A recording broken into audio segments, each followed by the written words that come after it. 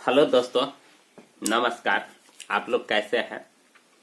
मैं यह उम्मीद करता हूं कि दोस्तों आप ठीक होंगे और मैट्रिक की तैयारी बढ़िया से कर रहे होंगे। दोस्तों तो आज मेरे पास दो क्वेश्चन हैं, दो चर वाले रैखिक समीकरण हैं। ये 5 नंबर में अक्सर पूछा जाता है। दोस्तों ये जो आप देख रहे हैं, एक उम्र वाला सवाल और एक भिन्न वाला सवाल, मतलब ये सवाल नहीं रहेगा लेकिन इसी टाइप का क्वेश्चन रह सकता है। तो दोस्तों इसको किस प्रकार से हल करते हैं तो प्लीज आइए आपको बताते हैं। सबसे पहले पहला क्वेश्चन आपको मैं बताता हूं कि देखिए, सवाल कह रहा है 5 वर्ष पूर्व ए की आयु बी की आयु की 3 गुनी थी।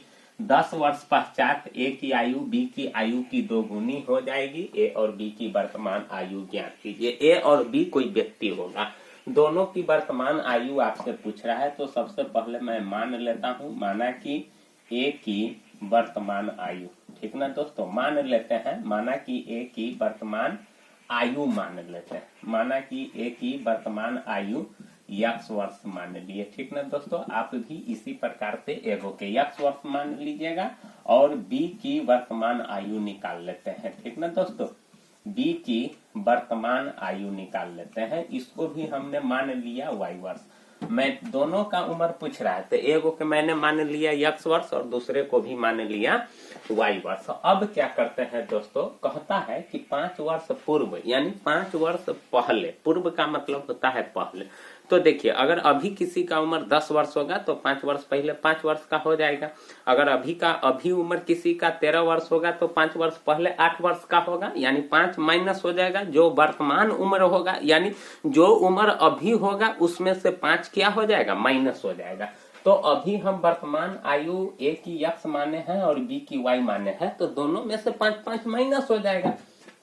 तो 5 वर्ष पूर्व, सवाल कह रहा है 5 वर्ष पूर्व ए की आयु निकाल लेते हैं। मतलब जो अभी ए की आयु है उसमें से 5 माइनस हो जाएगा। यहाँ तो घटने वाला है नहीं जो कि घट आते, यहाँ तो अलग अलग संख्या है। उसी प्रकार से 5 वर्ष पूर्व किसकी आयु निकाल लेते हैं, बी की आयु निकाल लेते हैं, ठीक ना दोस्तों। तो क्या हो जाएगा, y माइनस 5 वर्ष, दोनों का हो जाएगा। अब दोस्तों समीकरण बनाना है, क्या करना है, समीकरण बनाना है। तो अक्सर उम्र वाले सवाल सब में क्या करते हैं कि दोनों के उम्र को बराबर कर देते हैं, यानी दोनों के उम्र को तुलना कर देते हैं। तो चलिए दोनों के उम्र को तुलना करते हैं, x माइनस 5 और y माइनस 5। अभी दोनों बराबर है नहीं। सवाल क्या कह रहा है सो देखिए, 5 वर्ष पूर्व ए की आयु है 5 वर्ष पहले और ये बी की आयु है, यहाँ स्पष्ट लिखा हुआ है। कहता है सवाल देखिए, पढ़िए यहाँ, ए की आयु बी की आयु की 3 गुनी थी। देख रहे हैं ना दोस्तों, कहता है ए की आयु बी के आयु की 3 गुनी थी। तो 3 गुनी ये न है, तो आपको 3 से इसमें गुना करना होगा, तब जाकर के दोनों बराबर होगा, ठीक है ना दोस्तों। यहाँ क्या होगा कि जैसे देखिए सवाल कह रहा है कि ए की आयु बी की आयु की 3 गुनी थी 5 वर्ष पहले, तो ये 3 गुना है तो 3 से आपको इसमें गुना करना होगा, तब जाकर के क्या हो जाएगा, बराबर। अब दोस्तों समीकरण आगे बढ़ाते हैं तो क्या हो जाएगा, 3y माइनस 3 5 15। अब 3y को इधर खींच लेते हैं, तो ये है इधर तो माइनस हो जाएगा और माइनस 5 को उधर ले जाते हैं तो क्या हो जाएगा, प्लस 5 हो जाएगा। चलिए एक टर्म और आगे खींचते हैं तो माइनस 10 हो जाएगा। ये आपका पहला समीकरण हो गया। अब दोस्तों क्या करते हैं, फिर प्रश्न से काम करते हैं। क्या करते हैं, फिर प्रश्न से। अब कहता है 10 वर्ष पश्चात, तो 10 वर्ष पश्चात यानी पश्चात का मतलब होता है बाद। 10 वर्ष पश्चात यानी बाद की आयु। 10 वर्ष पश्चात किसका आयु, ए की आयु हम निकालते हैं।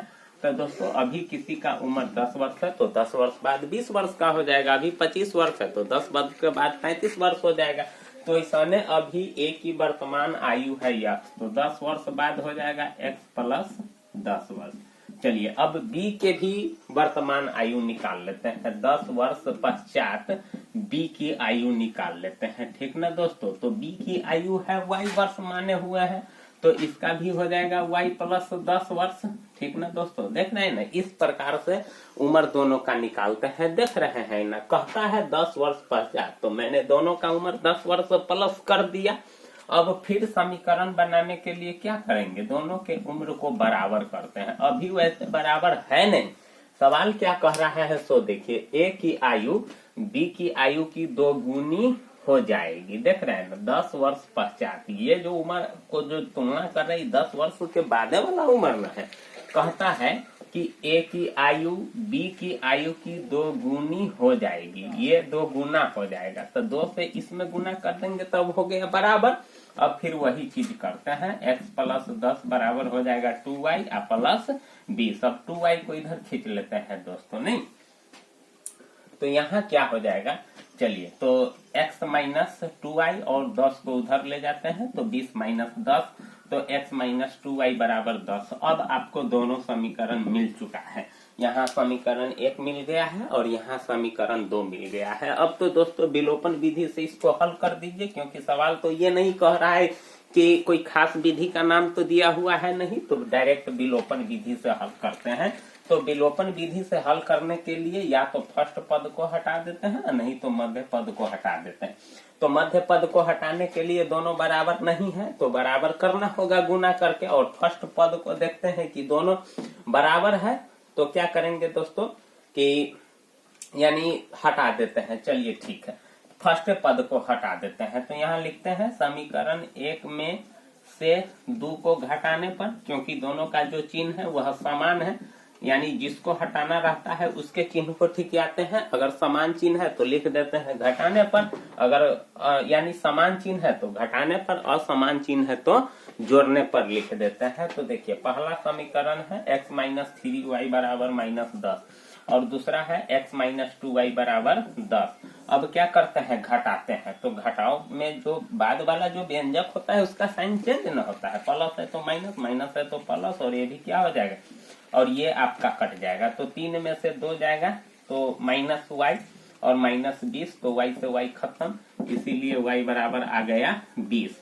अब समीकरण 1 चाहे 2 में आप मान रख दीजिए। समीकरण 1 में y का मान रखने पर, y का मान रखने पर, तो चलिए ठीक है y का मान रख देते हैं। समीकरण 1 है आपका 3x माइनस 3y बराबर माइनस 10। तो जहाँ y है वहां 20 रख देंगे, तो x माइनस 3 गुने 20 बराबर हो जाएगा माइनस 10। तो x माइनस 20 60 बराबर माइनस 10, और इसको उधर ले जाते हैं तो x बराबर माइनस 10 प्लस कितना हो जाएगा 60, तो x बराबर आ जाएगा 50।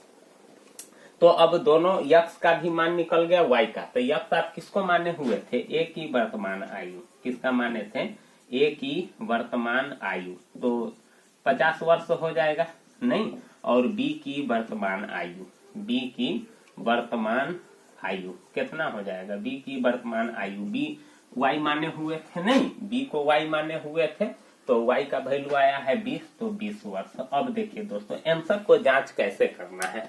तो देखिए कहता है कि 5 वर्ष पूर्व, तो 5 इसमें से भी कर दीजिए माइनस। आंसर को जांच कर रहे हैं कि दोस्तों आया है मेरा सही आंसर की नहीं आया है। तो देखिए 20 में से 5 घटाइएगा तो 15 होगा, और इसमें से भी 5 घटाइएगा तो कितना होगा 45 हो जाएगा। तो 15 तिया 45 नहीं हो गया। कहता है कि ये ए की आयु है, नहीं ये क्या है, ए की आयु है, ये बी की आयु है। 50 में से 5 जाएगा तो 45, 5 वर्ष पहले की आयु हम निकाल रहे हैं, और बी की आयु 15। सवाल भी यहाँ कह रहा है ए की आयु बी की आयु की 3 गुनी थी, ए की आयु बी की आयु की 3 गुनी थी, तो 15 तिया 45 नहीं हो जाएगा। अगर आप 10 वर्ष के बाद निकालते हैं तो क्या हो जाएगा, 50 10 60, 20 और 10 30, तो 30 दूना 60, ये 2 गुना नहीं हो जाएगा। और सवाल भी कह रहा है। तो दोस्तों इस प्रकार से उम्र और जो इस प्रकार का जो क्वेश्चन सब दिया हुआ रहता है, तो 5 नंबर में इस प्रकार से हल करते हैं। तो दोस्तों अब अगले सवाल की तरफ चलते हैं। दोस्तों अब क्वेश्चन नंबर 2 देखेंगे। देखिए कहता है एक भिन्न, जब ये भिन्न का बात आ गया तो अंश और हर जरूर होगा।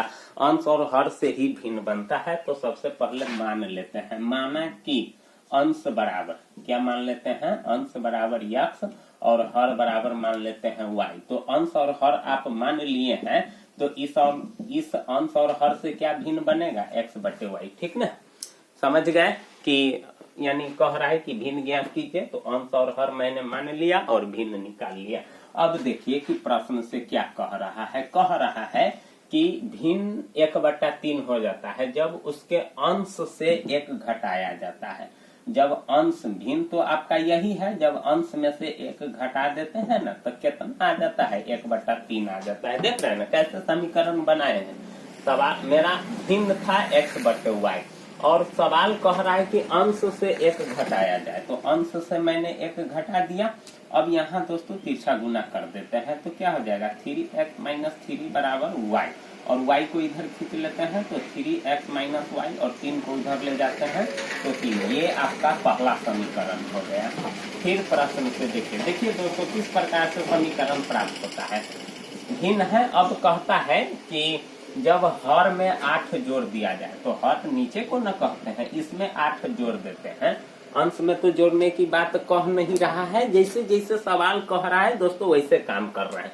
हर में मैंने 8 जोड़ दिया तो कितना आ जाता है, 1/4। यहाँ भी तिरछा गुना करेंगे तो 4x बराबर y + 8। y को इधर ले आएंगे तो 4x - y बराबर कितना हो जाएगा, 8। ये आपका दूसरा समीकरण। यहाँ भी क्या कर देंगे, समीकरण 1 और 2 को हल कर देते हैं। समीकरण 1 में से 2 को घटाने पर, मैंने यहाँ लिखा घटाने पर, क्यों, क्योंकि हम y को घटा रहे हैं, तो y दोनों समान चिन्ह है तो घटाने पर, असमान चिन्ह रहता तो लिख देते जोड़ने पर।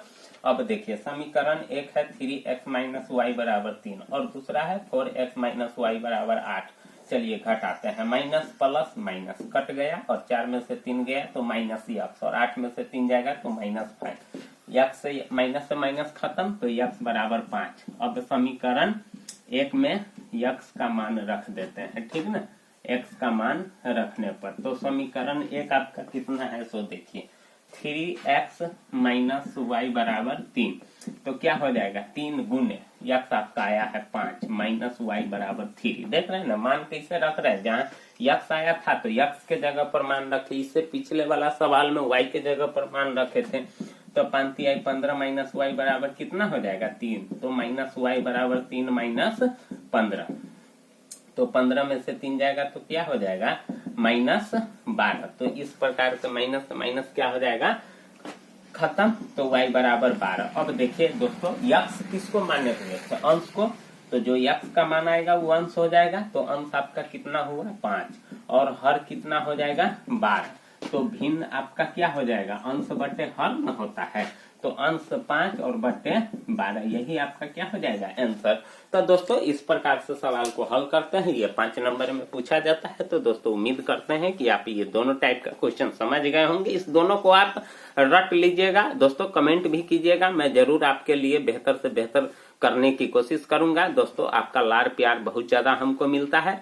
तो दोस्तों अभी तक चैनल को सब्सक्राइब नहीं किया है तो जरूर कर लीजिएगा। थैंक यू, धन्यवाद।